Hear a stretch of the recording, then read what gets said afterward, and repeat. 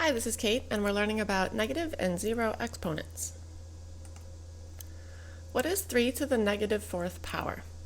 If you punch this in a calculator, it'll tell you 3 to the negative fourth is this really tiny decimal. But what the heck does that mean? Where'd that number come from? We know what 3 to the positive fourth is, right? That means 3 times itself 4 times. So 3 to the fourth equals 81. That makes sense. But what does 3 to the negative fourth mean? How do you multiply something by itself negative 4 times? We need to develop a little bit more sophisticated understanding of exponents. So here's a little story. You guys all remember the story of Jack and the beanstalk, right?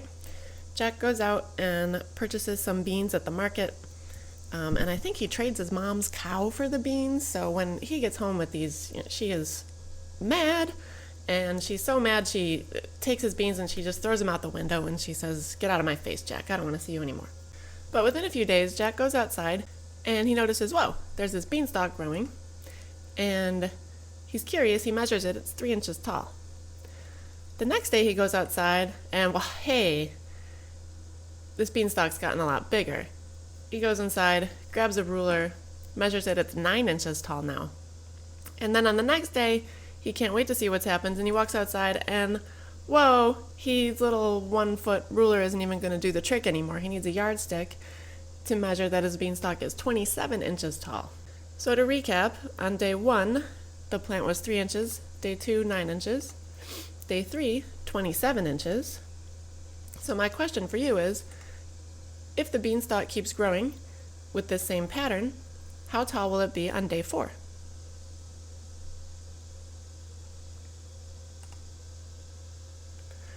It'll be 81 inches tall because every day its height seems to be growing by a factor of 3. 3 times 3 is 9, 9 times 3 is 27, and then 27 times 3 is 81.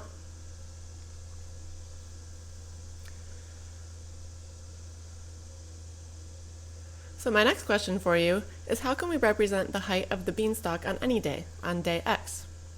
Well, if we look at these numbers, 81 is that 3 to the fourth power, 3 times 3 times 3 times 3. 27 is 3 to the third power, 9 is 3 squared, and 3 is 3 to the first. So how do you think we should represent the height of the plant on day X?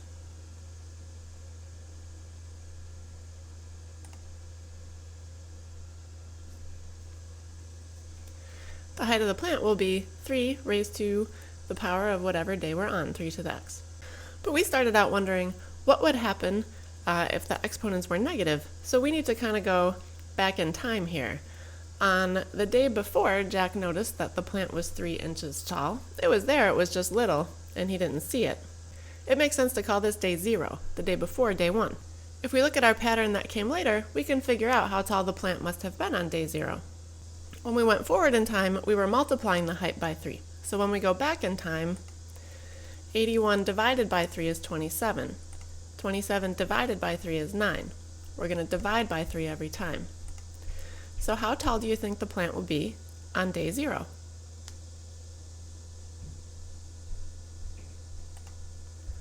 On day 0, the plant must have been 1 inch tall, because 3 divided by 3 is 1.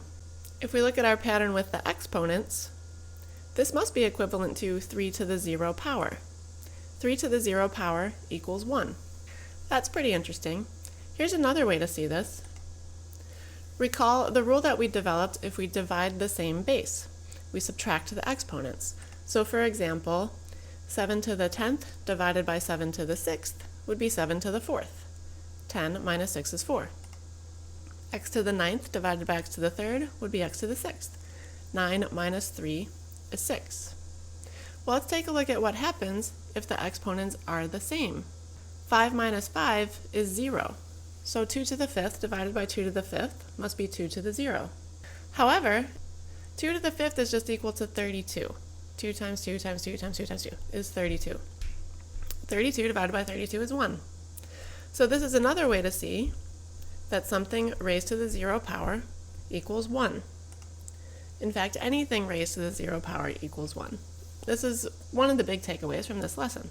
But we started out being curious about what negative exponents mean.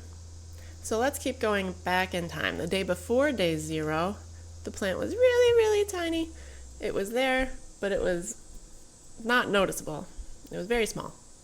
If we travel back in time to the day before day 0, what do you think we should call that day? The day that came before day 0?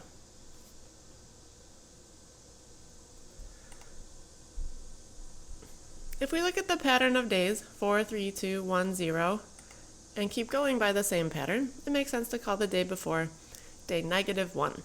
So however tall the plant was on that day, that's going to be equivalent to 3 to the -1 power. Now we're getting somewhere. Okay, let's look at the patterns of the heights. We're going to want to take the height on day 0, 1, and divide it by 3. What do we get if we divide 1 by 3?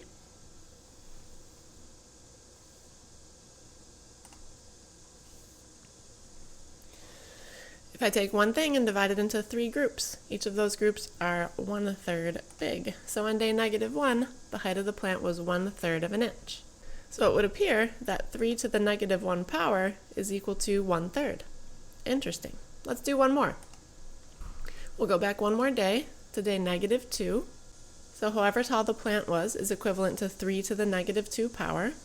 To figure out this height following the same pattern, we're going to have to take 1/3 and divide it by 3. So what do you get if you take 1/3 of a thing and you cut it into 3 equal pieces?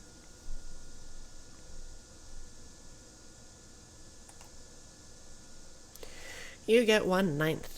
1/3 of a third is 1/9. 3 to the -1 was 1/3. 3 to the -2 is 1/9. Interesting. So let's look at what we have so far. It would appear that 3 to the -1 is the same as 1/3 to the +1. 3 to the -2 is the same as 1/3 to the +2. It would make sense that 3 to the -3 is the same as 1/3 to the +3, or 1/27th. Now we're back to that question we started this lesson with. What is 3 to the -4? Well, following this pattern, 3 to the -4 must be 1/3 to the +4. Or 1/81. So that's where that really tiny number comes from that you get with the calculator if you just type in 3 to the -4. By extension, 3 to the negative anything is the same as 1/3 to the positive value. And we can use this understanding to deal with any negative exponent. So one more question just to see if you got this. Which choice is equivalent to 2 raised to the -3rd power?